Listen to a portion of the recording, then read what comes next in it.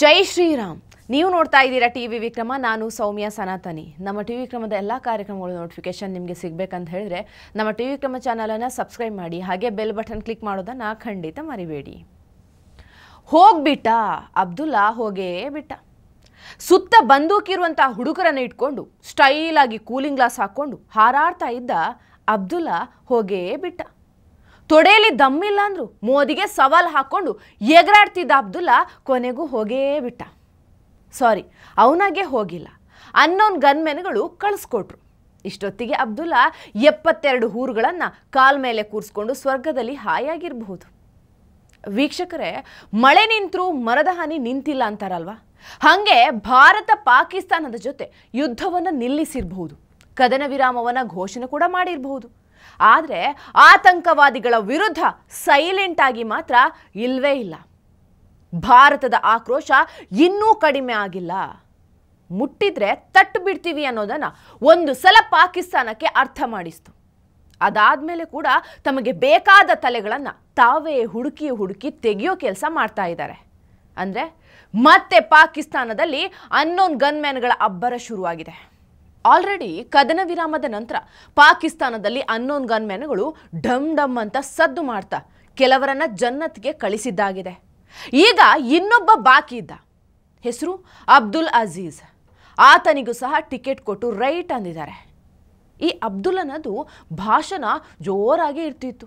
ಯಾವ ಲೆವೆಲ್ಗೆ ಅಂದರೆ ಕೆಲವೇ ದಿನಗಳ ಹಿಂದೆ USSR ರೀತಿ ಭಾರತವನ್ನು ಕೂಡ ತುಂಡು ತುಂಡು ಮಾಡ್ತೀನಿ ಅಂತ ಹೇಳ್ತಾ ಇದ್ದ. ಅದಾದಮೇಲೆ ಇನ್ನೊಂದ್ಸಲ ಮೋದಿಜಿಗೇನೆ ಸವಾಲ್ ಹಾಕಿದ್ದು. ಸಿಕ್ಕಾಪಟ್ಟೆ ವೈರಲ್ ಆಗಿತ್ತು ಆ ಭಾಷಣ. ಅದರಲ್ಲಿ ಹೇಳ್ತಾ ಈತ, ಮೋದಿ ಸ್ವಲ್ಪ ವೆಯ್ಟ್ ಮಾಡು, ಮುಜಾಹಿದೀನ್ ಬರ್ತಾ ಇದೆ, ನಾವು ಜಿಹಾದಿಗಳು, ಹಿಂದೂಸ್ತಾನವನ್ನು ಉಳಿಸ್ಕೊಳ್ಳೋದಕ್ಕೆ ಆದರೆ ಉಳಿಸ್ಕೋ ಅಂತ ಹೇಳಿದ್ದ. ಜೊತೆಗೆ ಇದೇ ನಾಲಿಗೆಯಿಂದಲೇ ಕಾಶ್ಮೀರವನ್ನು ಕಸಿದುಕೊಳ್ತೀವಿ ಅಂತಲೂ ಹೇಳಿದ್ದ.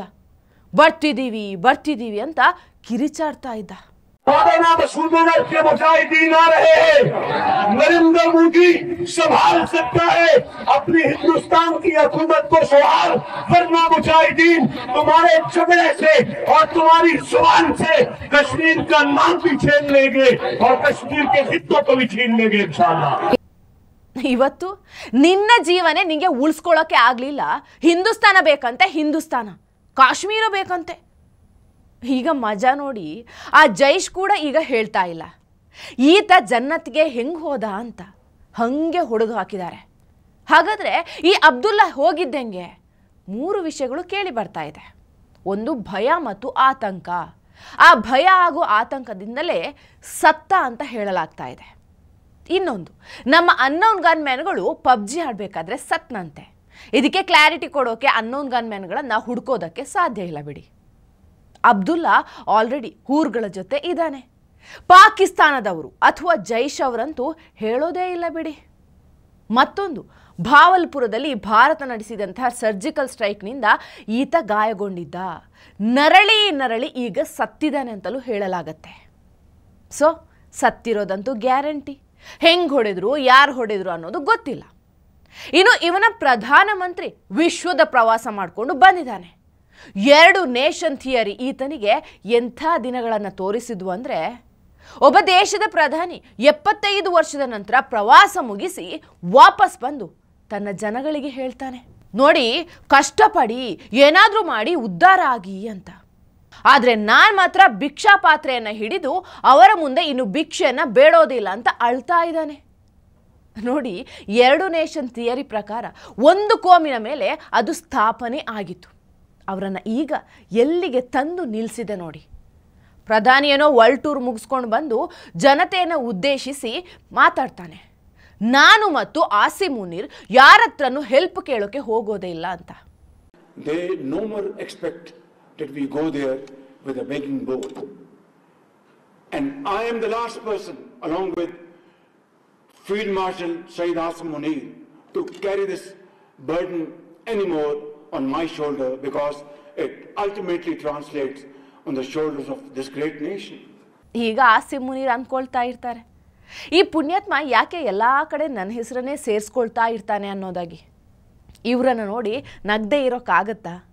ಇವರೇ ಹೇಳ್ತಾರೆ ನಾವು ಭಿಕ್ಷೆ ಬೇಡಲ್ಲ, ಇದರಿಂದ ನಮ್ಮ ಗ್ರೇಟ್ ನೇಷನ್ ಮಾನ ಹರಾಜಾಗಲಿದೆ ಅಂತ. ಅದು ಹೇಗೆ ಸಾಧ್ಯ? ಗ್ರೇಟ್ ನೇಷನ್ ಅಂತಲೂ ಹೇಳ್ತಾರೆ, ಜೊತೆಯಲ್ಲಿ ಭಿಕ್ಷಾ ಪಾತ್ರೆ ಕೂಡ ಕೈಯಲ್ಲಿ ಇಟ್ಕೊಂಡಿರ್ತಾರೆ. ಎರಡು ಒಟ್ಟಿಗೆ ಹೇಗೆ? ವರ್ಲ್ಡ್ ಟೂರ್ ಮುಗಿಸ್ಕೊಂಡು ಬಂದು ಜನರಿಗೆ ಹೇಳ್ತಾ ಇದ್ದಾರೆ ಕೆಲಸ ಮಾಡಿ ಮಾಡಿ ಅಂತ. ಆದರೆ ಜನ ಹೆಂಗೆ ಕೆಲಸ ಮಾಡೋದು, ಎಲ್ಲಿಂದ ಕೆಲಸ ಮಾಡಬೇಕು? ಇವರಿಗೆ ಕೆಲಸ ಮಾಡೋಕ್ಕೆ ಬರೋಲ್ಲ, ಕೇವಲ ಅಲ್ಲನೇ ಎಲ್ಲ ಮಾಡ್ತಾನೆ ಅಂತ ಬದುಕ್ತಾ ಇದ್ದಾರೆ ಅಷ್ಟೇ. ಈಗ ಇವರಿಗೆ ಕಾಣ್ತಾ ಇರೋದು ಒಂದೇ, ಬಲೂಚಿಸ್ತಾನದ ನೈಸರ್ಗಿಕ ಸಂಪನ್ಮೂಲ, 6ರಿಂದ 7 ಟ್ರಿಲಿಯನ್ ಡಾಲರ್ ಅಷ್ಟು ರಿಸೋರ್ಸ್ನಿಂದಲೇ ಏನಾದರೂ ಕೆಲಸ ಆಗಬಹುದು ಅಂದ್ಕೊಂಡಿದ್ದಾರೆ.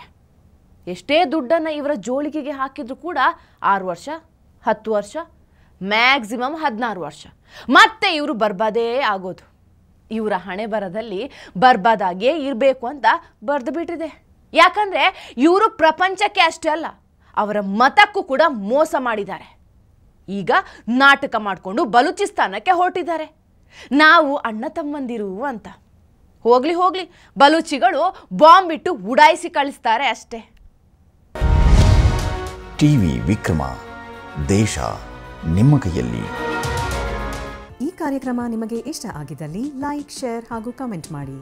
ಟಿವಿ ವಿಕ್ರಮದ ಕಾರ್ಯಕ್ರಮಗಳನ್ನು ನಿರಂತರವಾಗಿ ವೀಕ್ಷಿಸಲು ಸಬ್ಸ್ಕ್ರೈಬ್ ಮಾಡಿ, ಬೆಲ್ ಐಕನ್ ಒತ್ತಿ.